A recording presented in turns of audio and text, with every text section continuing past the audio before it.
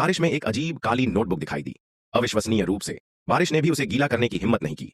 यह दृश्य सुबह सुबह सूप मशीन में गिर गया। उसने घर पर नोटबुक खोली। उसने कहा कि यह एक ऐसी नोटबुक है जिस पर निर्णय लिया जा सकता है। इसे बेचना मुश्किल नहीं है। ऐसा हुआ कि ए ने भगोड़े का नाम लिखा और बाद में नोट को एक तरफ फेंक दिया। वह कैदी जो पागलों की तरह चिल्ला रहा था, दर्द से कांप रहा था, और वह अगले दिन खबर सुनने के बाद वापस कमरे में भाग गया, अपना नाम पहचानते हुए। उसने नोट के नियमों और ए के चेहरे पर भाव को देखा। यह आपके फोन के दूसरे इमोटिकॉन की तरह नहीं। उसने बेरुखी से अपना नोट निकाला और उस पर दूसरे व्यक्ति को लिखा।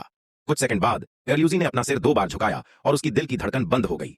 जैसे ही एरल्यूजी की आंखों के सामने मृत्यु हुई, ए के कानों में अजीब सी आवाजें गूंजने लगीं। घर के रास्ते में अचानक एक अजीब सी आवाज सुनाई। विशाल पंखों वाला एक राक्षस आकाश से उड़ गया और ए की आंखों के सामने रुक गया। प्राणी ने ए को बताया कि वह नोट का मालिक ल्यूक था। अगर वह डरता तो वह नोट फेंक सकता था और नोट की याददाश्त गायब हो जाती थी। नोट की शक्तिशाली शक्ति को देखने के बाद वह पूरी तरह से लू के प्यार में पड़ गया। के की मदद से आपने उन बुरे लोगों को दंडित करना शुरू कर दिया जो कानून के दायरे में थे। प्रत्येक डाकू पागल को एक के बाद एक लंच बॉक्स प्राप्त हुआ। विभिन्न विचित्र मौतों ने जल्द ही सामाजिक ध्यान आकर्षित किया। पोहलर ने इस उद्देश्य के लिए एक जांच दल का गठन किया, जिसके प्रभारी व्यक्ति ए के पिता थे। उस समय जांच दल ने दाजी द्वीप के पहले जासूस एल को भी आमंत्रित किया। शाम के टीवी के एक एंकर ने दावा किया कि ए कोने में एक बचकाना अपराधी छिपा हुआ था और उसने ए को जल्द ही पकड़ने का वादा किया। कुछ सेकंड बाद एंकर को सांस लेने में कठिनाई होने लगी और उसकी मौत हो गई। जब ए को गर्व था, झेंग एल अचानक टीवी पर दिखाई दिए। लाई एल को डेटा विश्लेषण के माध्यम से ए ये के बारे में पता चला।